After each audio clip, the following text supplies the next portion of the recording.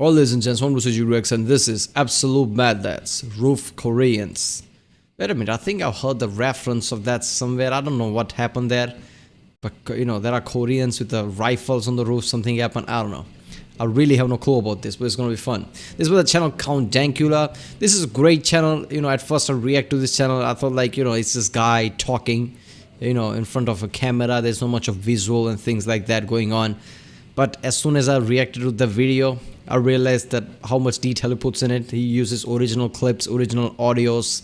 The way he explains things, the intros are just awesome. This is a great channel. I love reacting to this one. Remember people, if you like my reaction, don't forget to like and subscribe so I know which type of videos and what type of channels to react to more. Check out the cards for all the different playlists like the CGP Grey, Only Sarcastic Production, Internet Historian, Tier Zoo, Real Life Lore, Kazgaza, Nutshell, and yeah, let's watch this one. There is a particular group of people who, under the threat of great danger, defended their livelihoods during a very violent event in America's history. They go by many names, but I decided to pick my favourite one. Roof Koreans.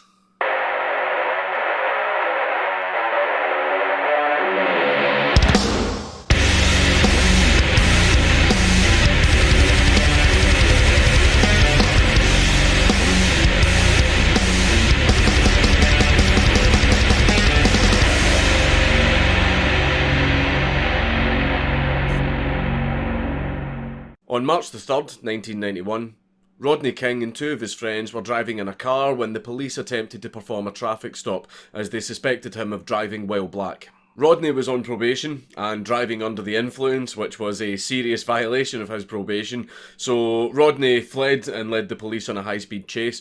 The police eventually caught him, and what should have happened is the police just simply arrested him and took him down to the station. Come on. Unfortunately, that's not what happened. Instead, the police tasered and beat the ever-loving shit out of him for a prolonged period of time, an event that was filmed by a bystander, and this infamous video was shared worldwide by many news and media outlets, and a lot of communities and a lot of people to this day see the video as a reflection of institutional racism, and people are still making that argument to this day. People get very divided on the video. Yes, Rodney did resist arrest at first, and he also spit at a police officer, but fuck you. Every time people just try to find this Fox News bullshit. I'm not saying that there is no two sides to things, but your job as a policeman is to keep the peace, not act out. If you have a taser and you tase somebody, you incapacitate him, alright? Now he cannot move. So since he cannot move, there is no reason to beat him down, alright? If you do that, that's just violation right there of everything that you stand for. Alright, you're not peacekeeper, you're acting out revenge. Alright, your job is to just catch people, keep the peace, and take people in front of a court where their punishment gets decided. Alright, if you tase somebody and then beat him down, that's just inexcusable. So at that point, people come out, oh, he was resisting arrest. So what? That gives them right to beat him up? There is never an incident where police has right to beat anyone up. Alright. If it's for their safety, that's something else. If you can tase him and he fall down, there is no reason to beat him down. So every time people oh, what is his record? Well, was he a criminal? Was he resisting arrest? None of that matters, man. You're nitpicking. You're trying to come up with some excuse to justify what police did, but there is no justification. This is stupid. The police beat him after he had already surrendered and kept beating him, so in my eyes nothing can justify that. The video itself caused massive unrest within minority communities. However, all of the officers involved were charged with assault and excessive use of force, and an investigation was started. However, despite the video evidence, on April the 29th, 1992, all of the officers involved were acquitted of any wrongdoing. Of course they were. People were furious. So furious that they decided... That is happening even today. They were by the book. What the fuck does that even mean? I mean, there is no by the book when it comes to civilians. Whenever the cops are concerned, they always get off because the chief of police says they were doing things by the book and we are investigating. That means nothing's going to happen. if there is a massive pressure for years and if there are protests on the street, maybe a cop will get, some kind of punishment. But even that doesn't happen. And I know there are people who probably going to comment here too, like, do you know Antifa, this and that, and how bad things... Doesn't matter. The point is the principle here. What are cops supposed to do? When you tase somebody, that's it. You can't beat him down after that. You don't have an excuse to beat him down. That's not how cops work. All right, regardless of what your stand is, regardless of what you think, if it's police's fault, is that the guy's fault, regardless of that, even if the guy is the biggest piece of shit there is, if you tase him and he's down, you can't beat him. All right, even if that guy is Adolf Hitler, if you tase him and he's down, after that your job is to take him to jail, not beat him down. All right, these are just matter of principle. If you do that, you're just in wrong. To take to the streets and unleash their fury on anything and everything that they seen. And so started the LA riots. The riots themselves were some of the worst that America has ever seen. In total, there was around 2,500 people injured, 3,600 fires were started, 1,100 buildings were completely destroyed, there was mass looting on a completely unprecedented scale, and they estimate the total damage done was over $1 billion. There was a community, however, that bore the brunt of the LA riots, and they were specifically targeted. The Korean store owners. There was a lot of tensions between them and the other minority groups due to differences in culture and attitude. I'm not surprised that the Koreans got targeted because their prices are high, their attitude is wrong, and they just don't seem to have any respect for the black community. Fuck your respect, man. Their prices are high. Don't buy it then. Their attitude is wrong. What is this, disciplinary school or something? That's not how shops work, man. If their attitudes are not good, don't buy there. That's how businesses work. If you don't like it, go somewhere else. Buy something someplace else. Which place is nicer to you, I guess. This is a weird thing to say. Another thing that caused division between the Korean and African American community was a horrible event where a Korean store owner shot and killed a 9-year-old black girl because she thought she was shoplifting, and she pretty much got away with it. Now, I like the Korean store owners, right, but fuck this bitch, right? Fuck her. You know how it all started? The first thing when a girl got killed from the Oriental. 6 months probation? I mean, the people were pissed then. So as a result, Korean store owners who weren't connected to this woman... Hold up there, did I miss something there? I need to hear that again. ...pretty much got away with it. Now, I like the Korean store owners, right, but fuck this bitch, right? Fuck her. You know how it all started? The first thing when a girl got killed from the Oriental. 6 months probation? Wait a minute, she just got 6 months for killing a 9-year-old? What is this, man? This is confusing to me. Alright, first of all, how can somebody pull out a gun to a 9-year-old? I hear that all the time. A 12-year-old kid was killed because a cop thought his toy was a gun. Do you understand how small a 9-year-old and 12-year-olds are? How could you pull out your gun? How could you shoot? Alright? This is just ridiculous, man. A 9-year-old just goes out. 9-year-olds are... There is a reason why kids require guardians. They don't know any better. They are kids. They don't realize there are people with guns that could shoot them. They don't understand all that, alright? You just take out a gun and shoot them. This is why people say that guns should be banned. If not banned, it is restricted really hard. And then there are always people make, arguments about guns, like you need guns, this and that. I understand that, but shit like this is, not acceptable. This is civilized world. A 9-year-old gets killed by a gun. Then people say, oh, people can buy just, illegally guns. Everywhere there is guns are banned, even in India. You don't find guns that easily. I've never encountered somebody with a gun in my life. Are you kidding me? I mean, the people were pissed then. So as a result, Korean store owners who weren't connected to this woman and didn't have anything to do with the event, they found out that their stores were going to specifically be targeted by the rioters for revenge. As a result, many Koreans had their stores burned down and their livelihoods destroyed. Over 2,300 Korean stores were damaged through attacks and looting. Why are we the victims? I mean, my friends are good Christians. I mean, we've been through so much, and to go through this, I mean, everything. 22 years down the drain. And it wasn't just the Koreans who got it. The riots were not race specific in who they targeted. Everyone suffered because of the riots. Don't destroy my stuff! Don't burn down my soul! Come on, Carl. I worked too hard for this! People don't even understand nothing. Come on. It's not right! It's not right! It's not right what y'all doing! I came from the ghetto too! Same as all of you did!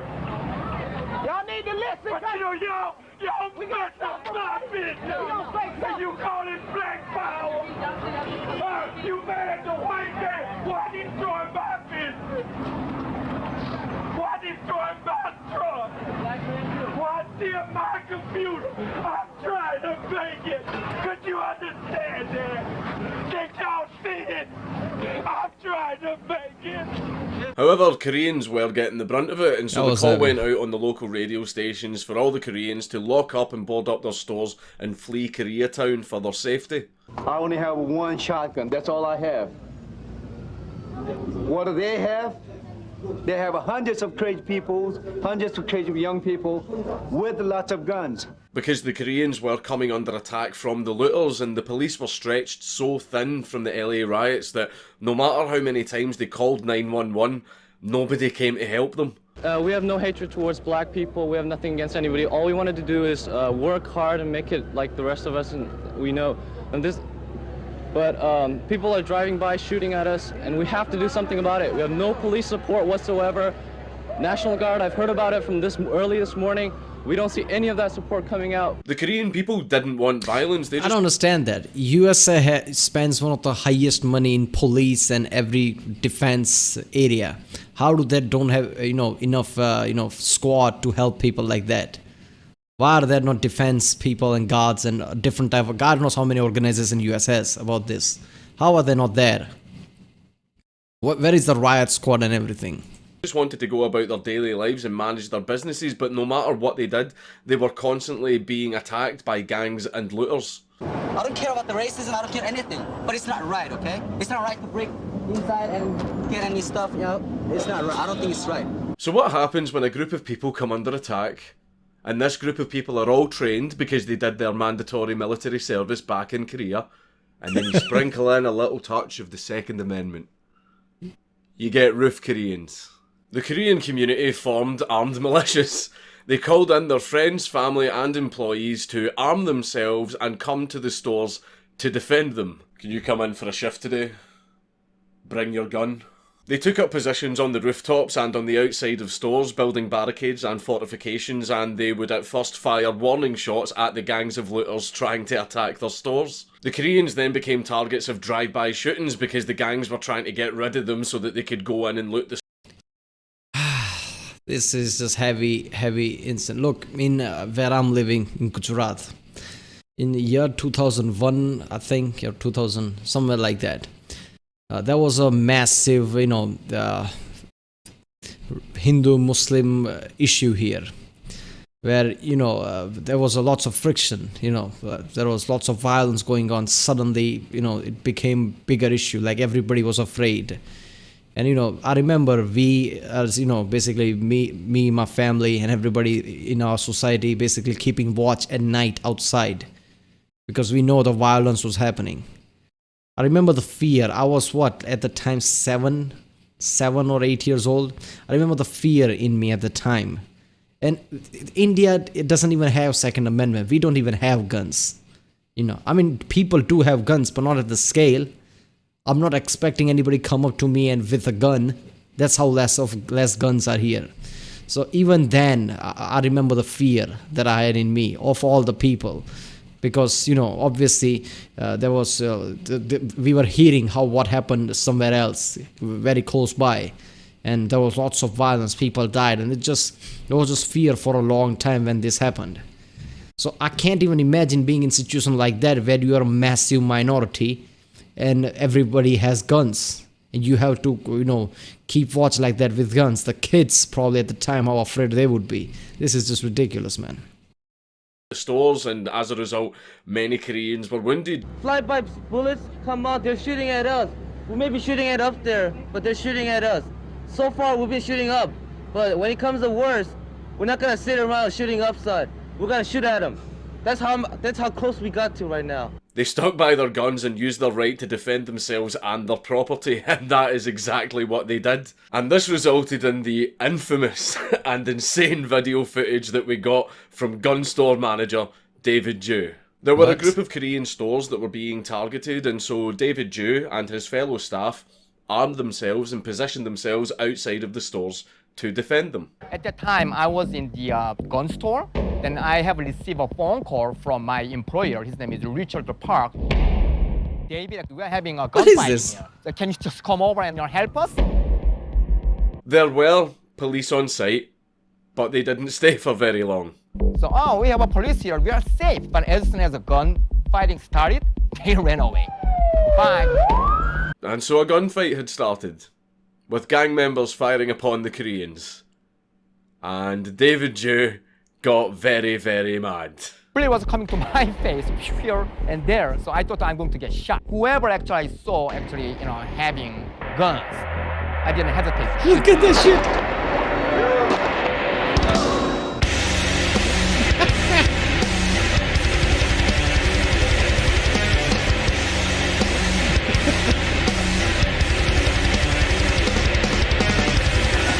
I love he has this, sleeves up. This is awesome. This is badass.